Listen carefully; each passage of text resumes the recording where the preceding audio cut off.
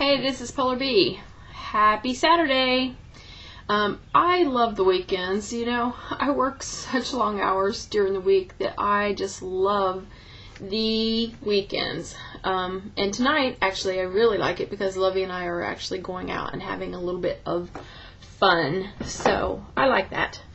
I wanted to talk a little bit about healing today. One of the things, and by the way, I made a video last night, and of course it was way too long, so that's why I'm doing it over. And if you see part 2 with a different shirt on, it's because that was from last night.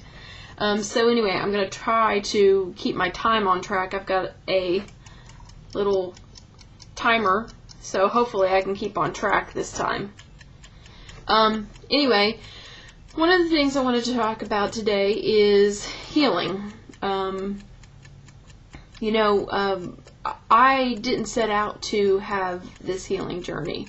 It just kind of evolved, and I'll tell you kind of how it happened a little bit. I was working night shift at a greeting card company, and I ran printing presses. And my press broke down, actually, and one of the things that happened was I couldn't fix it, so I had to call the night mechanic to come in. And one of the things that happened is that when he came, he had a particular odor about him. It was like mechanics grease, that type of a smell. And that smell is very triggering to me because that reminds me a whole lot of my father, because he worked on cars all the time and everything. So that particular smell, I mean, even to this day, when Lovey comes in from working outside, working on the lawnmower or something like that, and she has that scent about her, I mean, it still triggers me, but I know the cause of it, and I know that I'm safe now, so I don't have such a reaction that I used to have. But anyway, what happened that night was this guy, the mechanic, came to fix my machine, and I smelled that smell, and I actually started like panicking. I couldn't explain what was happening to me. I couldn't explain it. It just felt like intense fear. And I started actually seeing these big, huge hands come towards me. It wasn't happening, the mechanic wasn't doing anything, he wasn't saying anything, he was just working on my machine. And I didn't know it at the time, but I had experienced a flashback. I didn't know that until later, until I started looking into things more.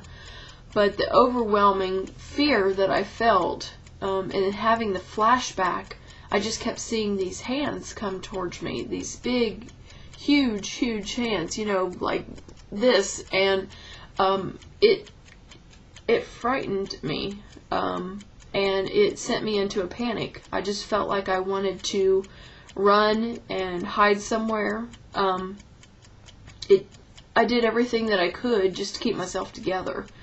Probably to anybody else looking around me, they probably may have thought that I looked funny or something like that, but I mean, I didn't like outwardly freak out. It was mostly inside that I was totally freaking out and trying to hold it together. My whole inside system was just going into a panic.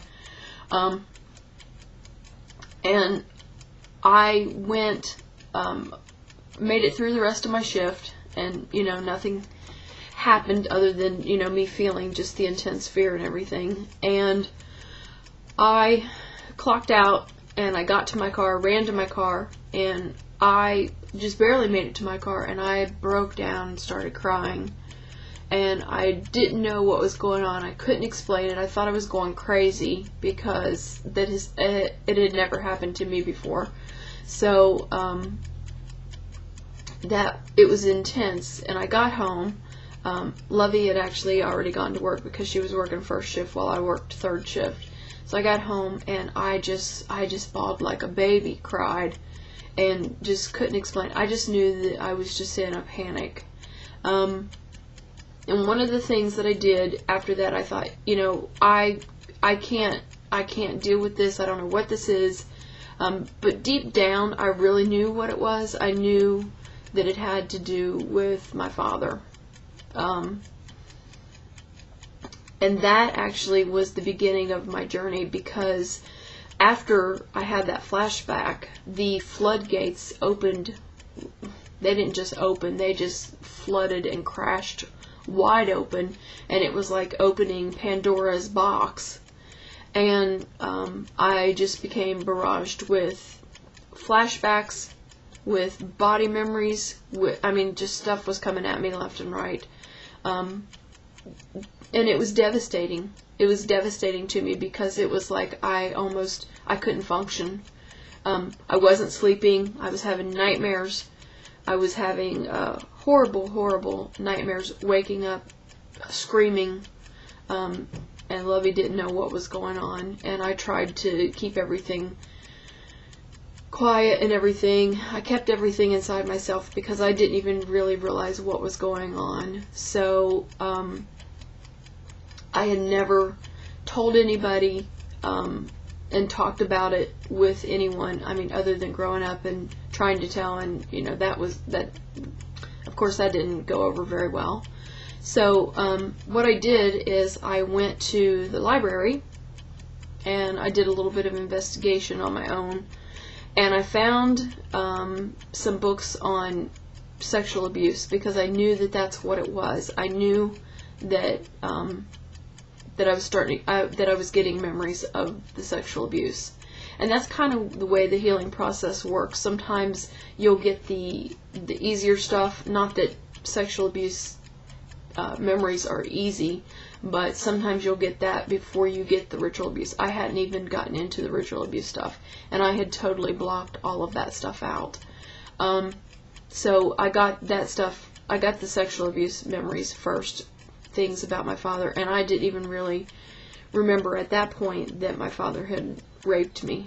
I hadn't gotten that far yet. But I got the book, The Courage to Heal, and I brought it home. I'd mixed it in with a bunch of other library books. I always went to the library and got a bunch of books. But I mixed it in, and I started reading some of it, while I was by myself, and I just started crying. I cried because I thought, oh my God, I am reading about myself. I am reading my life story is right in here. And I knew that it fit, and that's what had happened to me. And that was actually the beginning of my journey, because I knew that I had to do something. I couldn't go on like I was. So I made the decision to heal.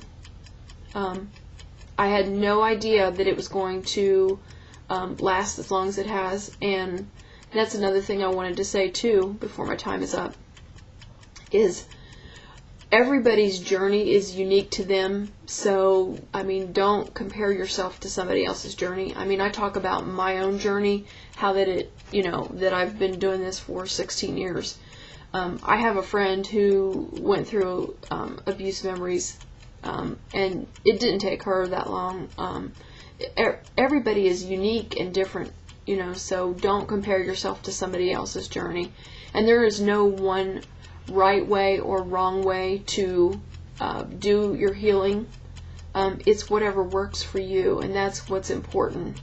I'm going to stop this now because I know that I'm running out of time, and come back for part 2. Bye.